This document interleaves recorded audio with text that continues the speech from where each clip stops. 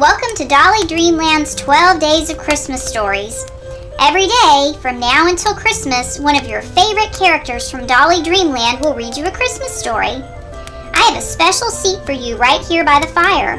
You can snuggle up with your favorite doll or teddy bear and get nice and cozy with a warm blanket and lots of pillows. I've made a snack for us to share. Would you like a cupcake and some hot chocolate?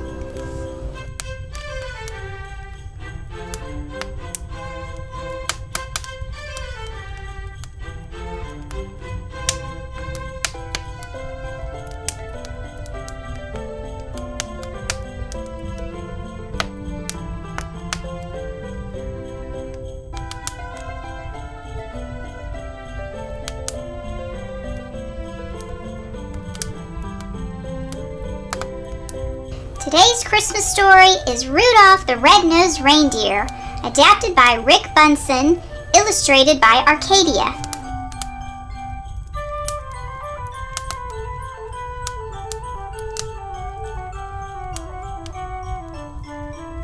Christmas Town, also known as the North Pole, is the wonderful place where Santa Claus lives with Mrs. Claus, all the elves, and the flying reindeer that pull Santa's sleigh every Christmas Eve.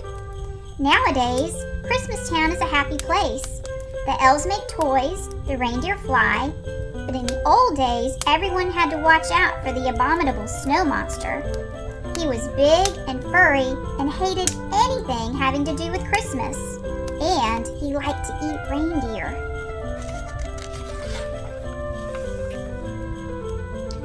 All that started to change when Santa's lead reindeer, Donner, became a papa. "We'll call him Rudolph," said Donner, looking at his new son.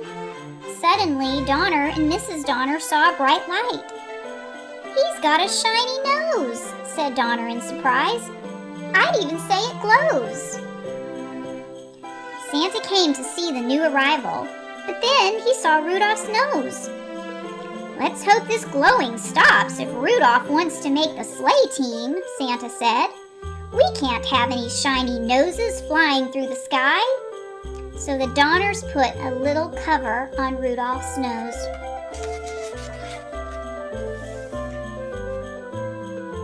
Soon it was time for the new fawns to go to the reindeer games. There they were inspected by Santa, who would choose the best reindeer for his team. At first, Rudolph felt shy, but soon he met a doe named Clarice. "I think you're cute," she told Rudolph. The coach arrived to teach the fawns what they needed to know to be on Santa's team. "First, we'll learn to fly," he told them. "You have to get up enough speed and jump into the wind." Rudolph was so excited about his new friend that he took off with a great whoosh. He soared high over the heads of the reindeer, and Santa too. But as all the young reindeer continued to play, the cover popped off of Rudolph's nose, and it glowed for all to see.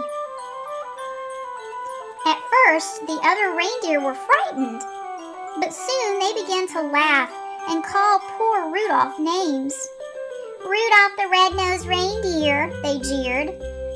And the coach said, "Go on home. From now on, you can't join in any reindeer games." Only Clarice didn't laugh at Rudolph.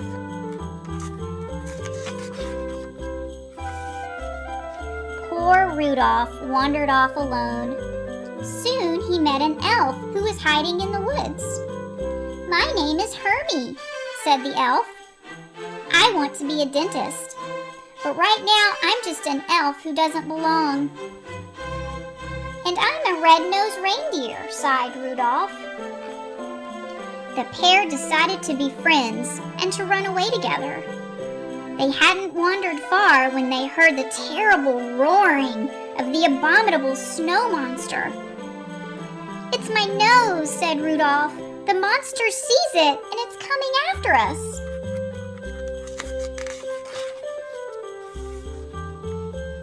Rudolph and Hermie were saved by Yukon Cornelius, the greatest prospector in the north.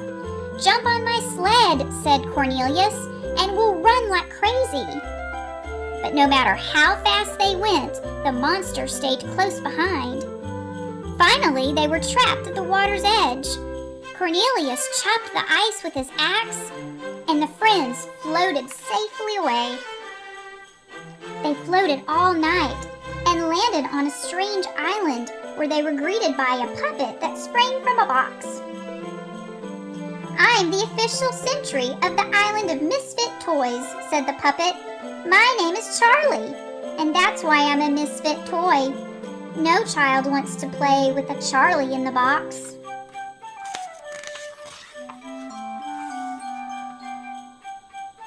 "We want to travel with Santa Claus in his magic sleigh," said the Misfit doll. "Otherwise, we'll miss all the fun with the boys and girls when Christmas Day arrives." The friends met an elephant with polka dots, a choo-choo train with square wheels, a water pistol that shot jelly, a bird that swam, a cowboy riding on an ostrich, and a boat that couldn't float. "We're misfits too," said Rudolph. "Maybe we could stay here with you."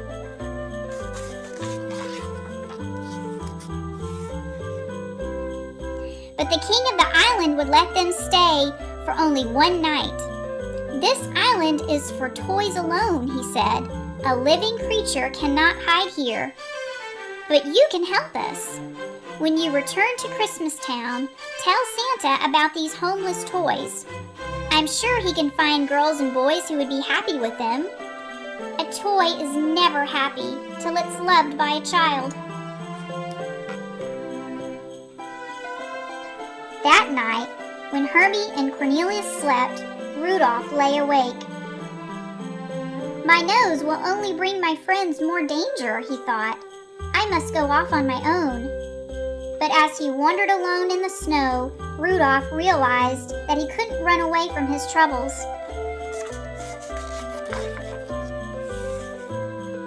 Rudolph returned to the mainland and headed for Christmas Town. But first he had to pass the cave of the abominable snow monster. As he did, Rudolph heard voices crying, "Help! Help!" Rudolph rushed inside. There were Rudolph's parents and Clarice. They had been searching for Rudolph and had been caught by the monster, who was about to devour Clarice.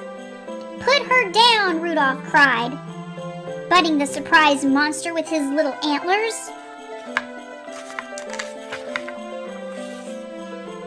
Just then, Hermie and Cornelius pulled up outside the cave. They had followed Rudolph's trail and knew he needed help. "An abominable snow monster will never pass up a pork dinner," said Cornelius.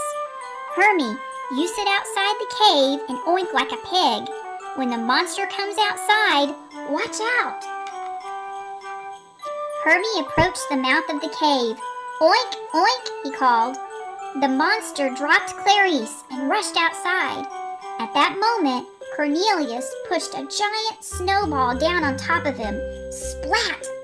Working quickly while the monster was stunned. Hermie used his dentist tools to remove the monster's teeth.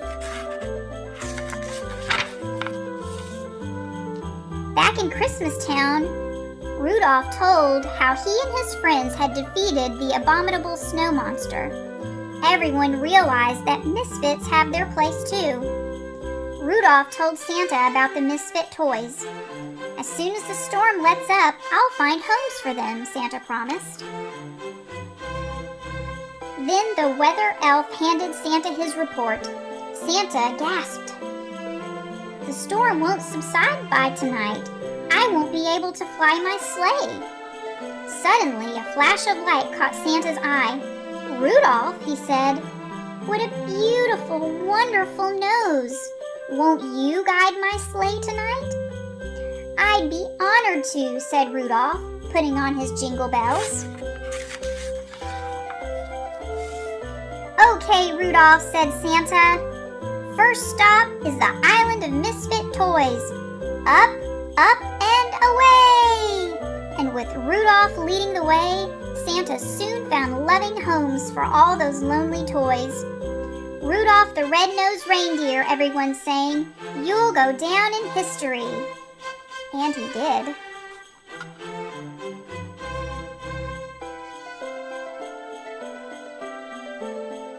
We hope you enjoyed Dolly Dreamland's 12 Days of Christmas stories.